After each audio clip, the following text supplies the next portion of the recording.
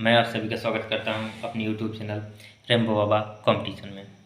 तो आज हम देख रहे हैं भारतीय नागरिक सुरक्षा संहिता की क्लास 35 अध्याय 17 देख रहे हैं। कौन सा अध्याय 17 देख रहे हैं। अध्याय 17 की कुछ धाराएं कल देखी थी, कुछ हम आज देख रहे हैं। चलिए स्टार्ट करते हैं। अध्याय 17 किससे संबंधित है?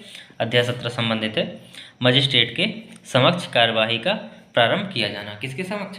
मजिस्ट्रेट के समक्ष कार्यवाही का प्रारंभ किया जाना, ये इससे संबंधित ये धाराएं हैं। तो चलिए देखते हैं। धारा 230, धारा कौन सी? धारा 230। धारा 230 में क्या है? धारा 230 क्या कहती है देखते हैं। धारा 230, अभियुक्त किसको? अभियुक्त को पुलिस रिपोर्ट या अन्य दस्तावेज की प्रतिलिपि देना। किसको? अभियुक्त को। या कौन? जो पीड़ित है उस व्यक्ति को क्या करना? जो पुलिस रिपोर्ट की है, कॉपी है या अन्य दस्तावेज है, उनको क्या करना? देना। इसमें क्या बताया? उनको बताया गया कि जो दस्तावेज है वो किनको? अभियुक्त को या पीड़ित व्यक्ति को क्या देना चाहिए। अब इसमें क्या होता है? इसमें होता है कि जो अभियुक्त और पीड़ित है वो कौन? जो अभियुक्त है और जो पीड़ित है उसको क्या करना? जो पुलिस की रिपोर्ट की होती है, जो पुलिस रिपोर्ट से जुड़े हुए दस्तावेज होते हैं, उनको कितने, इसमें बताया गया कि कितने 14 दिन के अंदर, कितने, जो मजिस्ट्रेट होता है उसको कितने 14 दिन के अंदर उनको क्या होता? उपलब्ध कराना चाहिए। जो किनको? अभियुक्त को। कितने दिन के? 14 दिन के अंदर जो रिपोर्ट है और जो दस्तावेज है वो कितने? 14 दिन के अंदर उनको उपलब्ध कराए जाने चाहिए। कितने दिन? 14 दिन के अंदर। किसके द्वारा? मजिस्ट्रेट के द्वारा। किसके द्वारा? मजिस्ट्रेट के द्वारा। यदि यह मजिस्ट्रेट इसमें एक काम कर सकता है, अगर मजिस्ट्रेट को लगता है कि दस्तावेज की कैसी भौतिक कॉपी, मतलब जो हार्ड कॉपी होती है, जो क्या होती है? जो हस्तलिखित होती है, जो कहती है हस्तलिखित होती है, जो भौतिक कॉपी जो क्या होती है? जो भौतिक कॉपी होती है, उसको लगता है मजिस्ट्रेट को कि भौतिक कॉपी देना क्या मुश्किल है। क्या? कैसा? भौतिक कॉपी देना क्या मुश्किल है, मतलब भौतिक कॉपी उपलब्ध नहीं हो पाएगी, ये भिजवाना वहाँ तक कठिन है। तो क्या कर सकता है वो? क्या कर सकता है? इलेक्ट्रॉनिक तरीके से। क्या? इलेक्ट्रॉनिक माध्यम से क्या कर सकता है? वो उपलब्ध दस्तावेज उपलब्ध करा सकता है। किस माध्यम से? इलेक्ट्रॉनिक माध्यम से क्या कर सकता? इलेक्ट्रॉनिक माध्यम से वो दस्तावेज क्या कर सकता? उपलब्ध करा सकता। किसको? अभियुक्त को और पीड़ित को। किसको? अभियुक्त को और पीड़ित को। वो क्या कर सकता? उनकी जो कार्रवाई की गई उनके क्या कर सकते? वो दस्तावेज और रिपोर्ट वगैरह के वो सारे के सारे क्या कर सकता? उपलब्ध करा सकता है। तो ये धारा ये बताती है। क्या बताती है? ये धारा बताती है। देखते हैं धारा नेक्स्ट। धारा 231। धारा कौन सी? धारा 231। धारा 231 में क्या है? सेशन न्यायालय। किसके द्वारा? सेशन न्यायालय द्वारा विचारणीय अन्य मामलों में अभियुक्त को कथनों और दस्तावेजों की प्रतिलिपियां देना। क्या? प्रतिलिपियां देना। किसको? अभियुक्त को। किसको देना? अभियुक्त को। किसके द्वारा? सेशन न्यायालय के द्वारा। किसके द्वारा? सेशन न्यायालय के द्वारा। जो विचारणीय अन्य मामले हैं, जो मामले हैं उनके वह जो विचार किया है, जो उसको सॉल्व किया है, वो क्या करना? वो उसके जो दस्तावेज हैं वो किसको? अभियुक्त को देना। क्या करना? अभियुक्त को देना। तो इसमें ये क्या बताती है? जो अभियुक्त को जो मामले से जुड़े बयानों और दस्तावेजों की क्या जो कॉपी दी जानी चाहिए, क्या जो कॉपी प्रतिलिपियाँ दी जानी चाहिए, उसके बारे में बताया गया। क्या? उसके बारे में बताया गया कौन कौन सी प्रतिलिपियाँ। इससे क्या होता है कि जैसे जब मान लीजिए जब मजिस्ट्रेट क्या होता है, किसी व्यक्ति से क्या करता है? पूछताछ करता है। क्या? मजिस्ट्रेट जब किसी व्यक्ति से क्या करता है? पूछताछ करता है। क्या करता है? जब पूछताछ करता है तो उसके जो बयान जो मामले होते हैं, जो क्या होते हैं, जो साक्ष्य के तौर पर उनको क्या किया जाता? दर्ज किया जाता है। उनको साक्ष्य के तौर जो बयान होते हैं उनको क्या किया जाता है? साक्ष्य के तौर पर दर्ज किया जाता है। मतलब उनको क्या लिखा जाता है? उनको लिखा जाता, जैसे जो बोला गया वही लिख दिया जाता है। क्या? साक्ष्य के तौर पर उसको लिख लिया जाता है, उसमें हस्ताक्षर कर लिए जाते हैं, करवा लिए जाता है। क्या होता है? जो साक्ष्य के तौर पर लिख लिए जाते हैं। क्या? जो साक्ष्य के तौर पर या दर्ज किए जाते हैं। इससे क्या होता है? इन बयानों की जो कॉपी होती है वो किसको? अभियुक्त को। जब कॉपी अभियुक्त को देते हैं तो उससे क्या होती है? उससे यह जानकारी मिलती है। किसको? अभियुक्त को यह जानकारी मिलती है गवाह ने क्या क्या बयान दिया, क्या क्या कहा। और अभियुक्त को यह भी जानकारी मिलती है कि उसके ऊपर कौन सी प्रक्रिया, कौन सी कार्रवाई चल रही है। क्या? कौन सी प्रक्रिया, कौन सी कार्रवाई चल रही थी, ये सब क्या अभियुक्त को उससे क्या होता है? पता चलता है। क्या होता है? उससे पता चलता है। चलिए देखते हैं धारा नेक्स्ट। धारा 232। धारा कौन सी? धारा 232। धारा 232 में क्या है? धारा 232 में क्या है?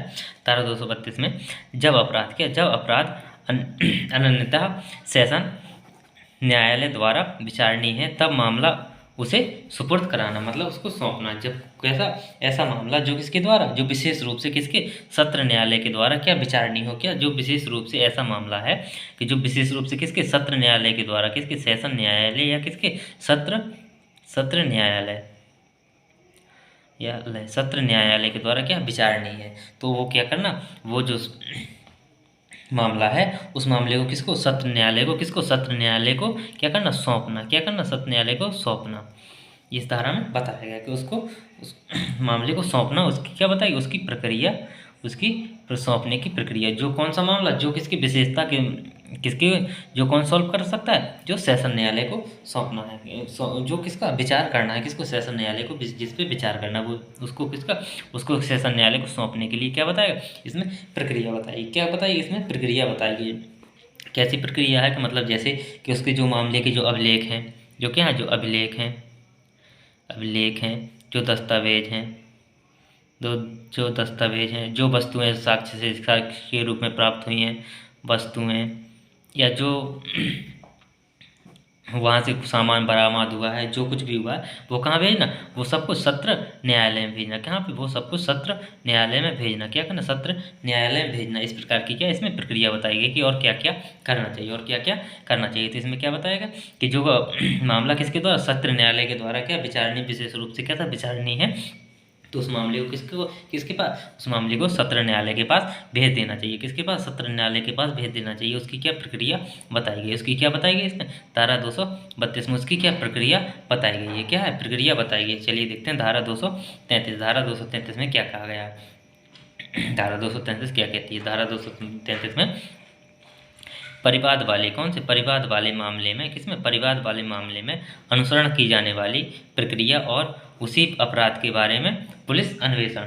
इसमें क्या बताया गया, इसमें क्या कि जो मान लीजिए कोई एक मामला है, कोई मान लीजिए एक मामला है, कोई भी मामला है, तो उसमें क्या हो रहा है कि एक ही मामले से जो अपराध, इसमें बताया गया कि एक ही मामले में अपराध से जुड़ी जो शिकायत है, क्या है, जो अपराध से जुड़े मामले में शिकायत, और क्या, पुलिस शिकायत भी उसी मामले पे है, शिकायत, और क्या, उसी मामले में क्या, पुलिस जांच भी कर रही है। क्या, पुलिस उसी मामले पर जांच भी कर रही है। क्या कर रही है, पुलिस उसी मामले में उसी दौरान क्या जांच भी कर रही है। जांच के दौरान अपनाई जाने वाली प्रक्रिया है। इसमें क्या, जो एक मामले में शिकायत भी है, उसी में पुलिस जांच कर रही है, तो उसी मामले में अगर पुलिस जांच कर रही है तो उसकी क्या प्रक्रिया इसमें बताई गई कि एक ही मामला है, उसी में क्या, उसी में रिपोर्ट भी आई है, उसी में पहले से भी क्या पुलिस जाँच कर रही है, क्या उसी में पहले से भी पुलिस जाँच कर रही है। तो इसमें क्या होगा, इसमें होता है जब किसी मामले में जो पुलिस होती है, पुलिस को रिपोर्ट के अलावा जब कोई, इसमें मामले में पुलिस क्या कर रही है, पुलिस रिपोर्ट के अलावा क्या करती है, पुलिस रिपोर्ट के अलावा पहले से ही क्या कर रही है, किसी मामले में किसी और दूसरे आधार पर क्या कर रही है, इस केस में क्या कर रही है, जांच कर रही है।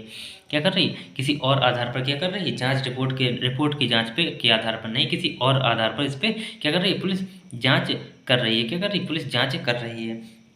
और मजिस्ट्रेट को क्या करता है, मजिस्ट्रेट को क्या होता है, मजिस्ट्रेट को पता चलता है, मजिस्ट्रेट को ये पता चलता है कि पुलिस इस मामले में क्या कर रही है, जांच कर रही है। क्या कर रही है, पुलिस इस मामले में जांच कर रही है, तो मजिस्ट्रेट क्या करेगा, मजिस्ट्रेट अपनी जांच को क्या कर देगा, रोक देगा। मजिस्ट्रेट क्या कर देगा, जांच को रोक देगा। किसको, जांच को, जो मजिस्ट्रेट कर रहा है वो जांच को क्या करेगा, मजिस्ट्रेट रोक देगा। क्या करेगा, मजिस्ट्रेट जांच को रोक देगा। मजिस्ट्रेट फिर किससे वो रिपोर्ट लेगा, वो किससे मांगेगा, मजिस्ट्रेट उस पुलिस अधिकारी से जो कौन जांच कर रहा है, किससे, पुलिस अधिकारी, किससे, अधिकारी से वो क्या करेगा, वो जांच मांगेगा। कौन, मजिस्ट्रेट किससे, पुलिस अधिकारी से जांच मांगेगा कि जो उसमें जांच में जो उसने जांच की है उसकी रिपोर्ट मुझे सौंपो, क्या करो, मुझे सौंप दो। तो ये कौन मांगे, ये मजिस्ट्रेट किससे, पुलिस अधिकारी से मांगेगा। तो अब इसमें क्या है, धारा 233 में कि अगर कोई एक मामला है उसमें पहले से अगर उसमें जांच चल रही है और वो मामला किसके, मजिस्ट्रेट के पास पहुंच गया और पुलिस उसमें पहले से जांच कर रही है, तो मजिस्ट्रेट क्या करेगा, अपनी जांच को रोक के किससे रिपोर्ट मांगेगा, वो जो पुलिस अधिकारी उस मामले की क्या कर रहा है, जाँच कर रहा है, उस पुलिस अधिकारी से वो क्या करेगा, उसकी रिपोर्ट मांगेगा, उस अपराध की क्या करेगा, उस मामले की रिपोर्ट मांगेगा। ये धारा 233 में। अब अध्याय 17 समाप्त हो गए। देखिए, चलिए देखते हैं अध्याय 18। यहाँ देखते हैं अध्याय 18 किससे अध्याय 18 आरोप से संबंधित, किससे, आरोप के बारे में है।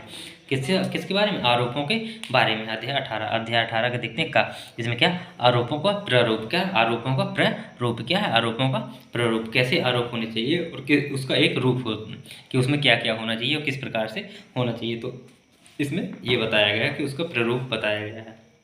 देखते हैं धारा 234। कौन सी धारा? 234। धारा 234 में क्या बताया कि आरोप की अंतर्वस्तु। आरोप की अंतर्वस्तु का मतलब आरोप के अंदर क्या क्या होना चाहिए। क्या? आरोप के अंदर कोई आरोप लगा रहा है तो उसमें किन किन बातों का जिक्र होना चाहिए। क्या? किन किन बातों का उसमें आरोप के अंदर किन किन बातों का जिक्र होना चाहिए। तो इसमें ये बताया गया जैसे किन किन बातों का, जैसे कि अपराध का स्पष्ट उल्लेख होना चाहिए। क्या? स्पष्ट उल्लेख। अपराध का कैसा होना चाहिए? अपराध का स्पष्ट उल्लेख होना चाहिए। किसके? अपराध के। जब कोई आरोप लगाता है उसके अंदर क्या? आरोप की अंतर्वस्तु। आरोप के अंदर क्या होना? स्पष्ट उल्लेख होना चाहिए। किसका? अपराध का। जिस अपराध को उसमें आरोप, जिस अपराध के बारे में आरोप लगाया जाए तो उस अपराध का क्या? स्पष्ट उल्लेख होना चाहिए। क्या होना? स्पष्ट उल्लेख होना चाहिए। अपराध से जुड़ी धारा स्पष्ट होनी चाहिए। अपराध से जुड़ी धारा। क्या? अपराध से जुड़ी धारा स्पष्ट होनी चाहिए। क्या होनी चाहिए? अपराध से जुड़ी धारा। और ये भी यदि उस पर क्या पहले से यदि क्या वो पहले से सजा हो तो क्या? अगर पहले से सजा काट रहा है कोई व्यक्ति, अगर पहले से क्या है, पहले से सजा है तो उसके बारे में क्या? जानकारी। तो जानकारी उसमें क्या? उसकी जानकारी उसमें देनी चाहिए। उसकी भी क्या कर की जानी? उसकी भी जानकारी दी जानी चाहिए। क्या करना चाहिए? उसकी भी जानकारी उसमें होनी चाहिए। तो इससे क्या होगा? इससे अपराधी को क्या होगा? अपराधी को पता चल जाएगा अपराधी को किस प्रकार की उसकी सजा चल रही, किस प्रकार का उसके ऊपर केस लगाए गए, कौन कौन से केस हैं। तो ये सब चीज़ें उसको अपराधी को क्या होगा? पता चल जाएगा। चलिए देखते हैं धारा 235। धारा 235 में क्या है? समय, स्थान और व्यक्ति के बारे में विशिष्टियाँ। क्या? व्यक्ति के बारे में विशिष्टियाँ। ये दोनों बल्कि बेसिकली एक ही है। इसमें क्या बताया? इसमें ये बताया गया कि किस प्रकार से होना चाहिए, क्या क्या इसमें होना चाहिए, स्पष्ट क्या क्या होना चाहिए। लेकिन इसमें बताया कि क्या क्या चीज़ें होनी चाहिए। इसमें एक खाका है लेकिन इसमें इनके अंदर क्या होना चाहिए ये चीज़ बताया गया है। इसमें समय, स्थान और व्यक्ति के बारे में क्या होनी? विशिष्टियाँ होना चाहिए कि इसमें क्या हो?